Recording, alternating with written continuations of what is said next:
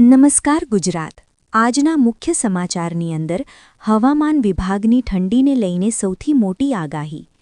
1 ફેબ્રુઆરીએ રજૂ થશે વર્ષ 2026નું બજેટ સત્ર। કેન્દ્ર સરકારની સૌથી મોટી જાહેરાત। ખેડૂતોને કિસાન ક્રેડિટ કાર્ડ દ્વારા મળશે 3 લાખ રૂપિયાના બદલે 5 લાખ રૂપિયા સુધીની લોન। પેટ્રોલ ડીઝલના ભાવમાં થશે ઘટાડો। વાહન ચાલકો માટે ફાસ્ટ ટ્રેકને લઈને સૌથી મોટા સમાચાર।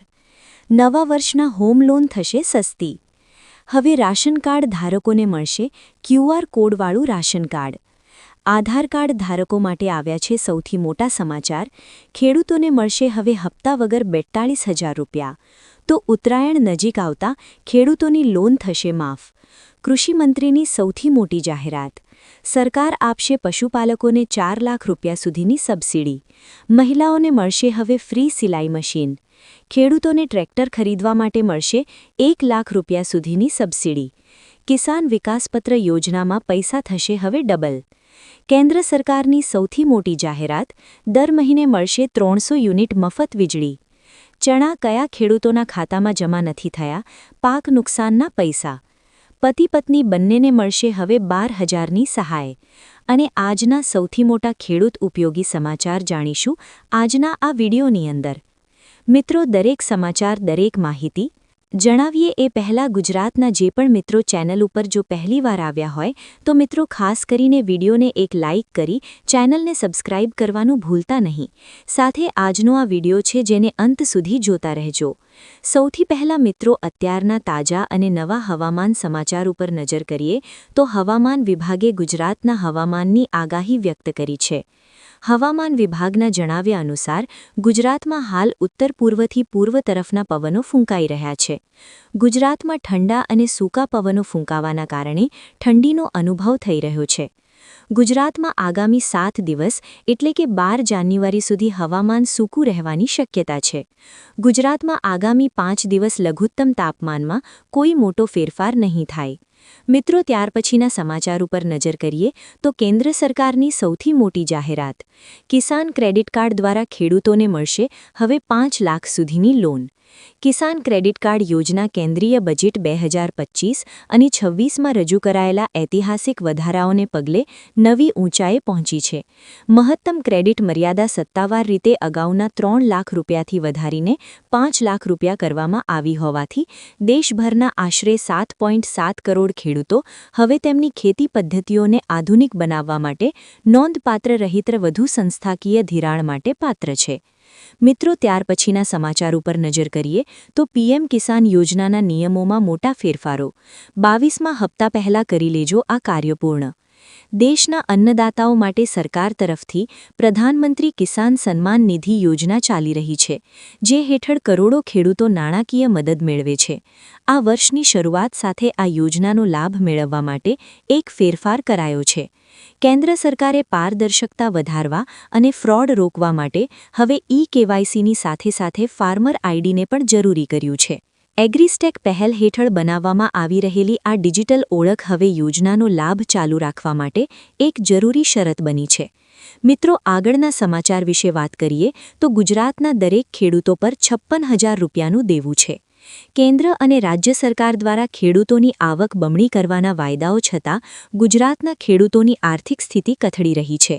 લોકસભામાં રજૂ થયેલા રિપોર્ટ મુજબ ગુજરાતના પ્રત્યેક ખેડૂતોના માથે સરેરાશ ₹56,000 રૂપિયાનું દેવું છે।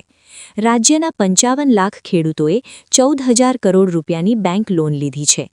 ખેતીનો ખર્ચ વધવા અને પાકને પૂરતા ભાવ ન મળવા જેવી સમસ્યાઓના કારણે ખેડૂતો દેવામાં ડૂબી રહ્યા છે અને ઘણા ખેડૂતો ખેતી પણ પડી રહ્યા છે। મિત્રો, ત્યાર પછીના સમાચાર ઉપર નજર કરીએ તો ગુજરાતમાં રાશન કાર્ડ ધારકો માટે મોટા રાહતના સમાચાર છે। હવે સસ્તા અનાજની દુકાને કલાકો સુધી લાઇનમાં ઊભા રહેવાની કે સર્વર ડાઉન હોવાના કારણે ધક્કા ખાવાની સમસ્યાનો અંત આવશે। રાજ્ય સરકાર દ્વારા અનાજ વિતરણમાં આધુનિક ટેકનોલોજીનો ઉપયોગ કરીને એક નવી પહેલ શરૂ કરવામાં આવી છે, જે અંતર્ગત હવે લાભાર્થીઓ માત્ર ક્યુઆર કોડ સ્કેન કરીને પોતાના હકનું અનાજ મેળવી શકશે। અમદાવાદમાં સાબરમતી ઝોનમાં આ સિસ્ટમનો પાયલટ પ્રોજેક્ટ શરૂ કરી દેવામાં આવ્યો છે. સાથે સાથે મિત્રો આપને જણાવી દઈએ તો આ નવી પ્રણાલી મુજબ દર મહિનાની 1લી તારીખે રાશન કાર્ડ ધારકના મોબાઈલ વોલેટમાં અનાજ માટેની ડિજિટલ કૂપન ઓટોમેટિક જ જમા થઈ જશે. લાભાર્થીએ જ્યારે અનાજ લેવું હોય ત્યારે સસ્તા અનાજની દુકાને જવાનું રહેશે. ત્યાં દુકાનદારનો કોડ સ્કેન કરવાનો રહેશે. જે કૂપન રિડીમ થશે તરત જ તમને મળવાપાત્ર તમારા હકનું અનાજ, ઘઉં, ચોખા, ખાંડ અને મીઠું છે એ મળી જશે.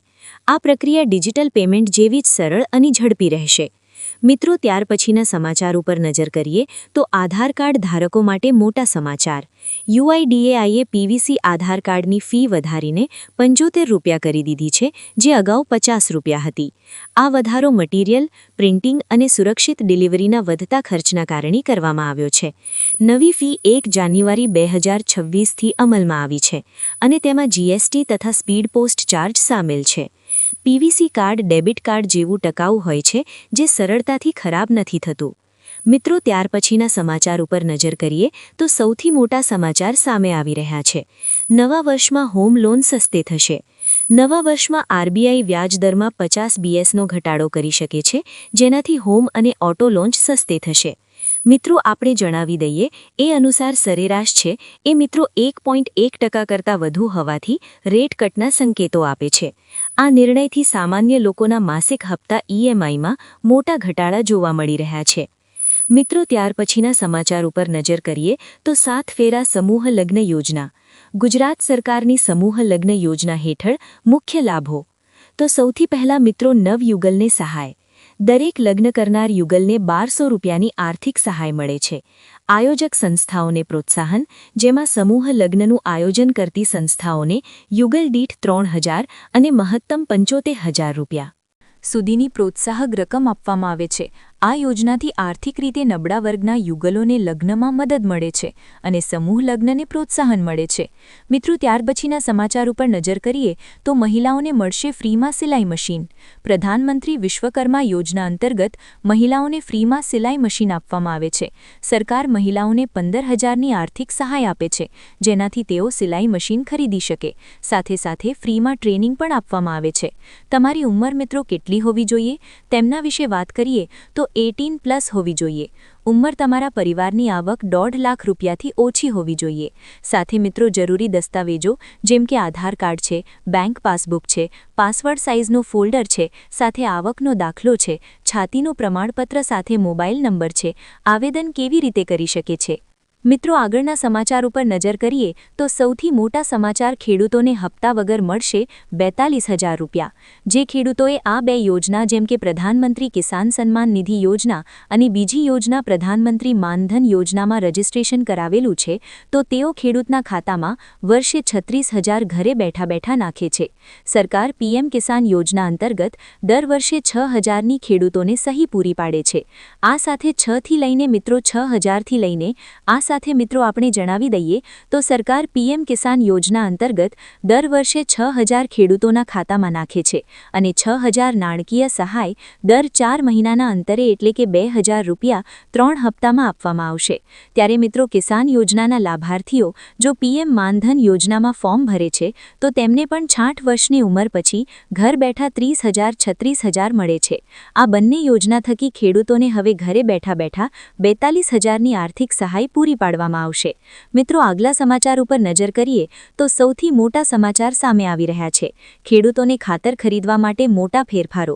કેન્દ્ર સરકાર હવે ખાતર વિતરણ પ્રણાલીમાં મોટા ફેરફારો કરવાની તૈયારી કરી રહી છે. ખેડૂતો અને તેમની ખેતીલાયક જમીનના આધારે યુરિયા મળે છે તે સુનિશ્ચિત કરવા માટે સરકારનું પગલું. સરકારના મતે ઘણા ખેડૂતો તેમની જરૂરિયાત કરતાં વધુ સાથે મિત્રો તમે જોઈ શકો છો એ રીતે યુરિયા ખાતરને લઈને સૌથી મોટા સમાચાર, જેનો એક ભાગ બિનકૃષિ હેતુ માટે છે અને આ ખાતરની યોગ્ય માત્રા યોગ્ય ખેડૂત સુધી પહોંચાડતા અટકાવે છે. આ મુદ્દો ઉકેલવા માટે સરકારે નિર્ણય લીધો છે કે ભવિષ્યમાં યુરિયા ખરીદી ખેડૂતની દુકાનમાં હદ સાથે જોડવામાં આવશે. જેટલી વધુ ખેતીલાયક જમીન અને તેટલી વધુ યુરિયા. મિત્રો ત્યારના સમાચાર ઉપર નજર કરીએ તો વર્ષ 2026માં પેટ્રોલ ડીઝલ થશે સસ્તું. સામાન્ય જનતા માટે મોંઘવારીના મળશે રાહતના સમાચાર છે. SBI રિસર્ચ મુજબ જૂન 2026માં આંતરરાષ્ટ્રીય ક્રૂડ ઓઇલમાં આ સાથે હાઈ બ્રાઇન્ટ ક્રૂડ જે $61.76 ભરશે। જો આ ઘટાડો આવશે તો ભારતમાં પેટ્રોલ ડીઝલના ભાવમાં ઘટાડો જોવા મળી શકે છે। માર્ચ 2024થી સ્થિર રહેલા ભાવ ઘટવાથી દેશને એકંદરે મોંઘવારી પણ ઘટશે અને આર્થિક વિકાસ પણ છે એ મિત્રો મેળવી શકે છે। મિત્રો આગળના સમાચાર ઉપર નજર કરીએ તો સૌથી મોટા સમાચાર સામે આવી રહ્યા છે। વાહન ચાલકો માટે ફાસ્ટેગને લઈને સૌથી મોટા સમાચાર। જો તમે 4 વ્હીલર અથવા તો કારના માલિક છો અને હાઈવે પરના ટોલ ટેક્સને ઘટાડવા માટે ફાસ્ટેગ વાર્ષિક પાસર ખરીદવાનું પ્લાનિંગ કરી રહ્યા છો તો આ સમાચાર તમારા માટે ચેતવણીરૂપ છે। તમારી એક નાની ઉતાવળ તમને આર્થિક રીતે મોટો ફટકો પાડી શકે છે।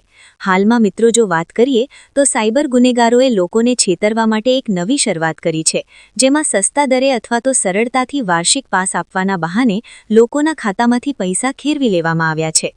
મિત્રો ત્યાર પછીના સમાચાર ઉપર નજર કરીએ તો સૌથી મોટા સમાચાર સામે આવી રહ્યા છે। તેમના વિશે મિત્રો જો વાત કરવામાં આવે તો બજેટ 2026માં ખેડૂતો, ગરીબો અને મહિલાઓને મોટી ભેટ મળશે।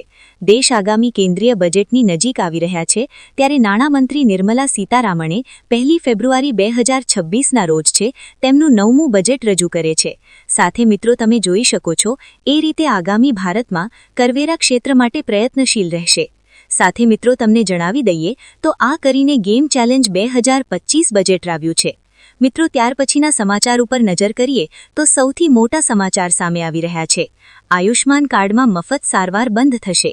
કેન્દ્ર સરકારની આયુષ્માન ભારત યોજના ગરીબ અને મધ્યમ વર્ગ માટે સ્વાસ્થ્ય સુરક્ષાનું મોટું કવચ છે, પરંતુ હવે તેના નિયમોમાં ફેરફાર કરવામાં આવ્યા છે।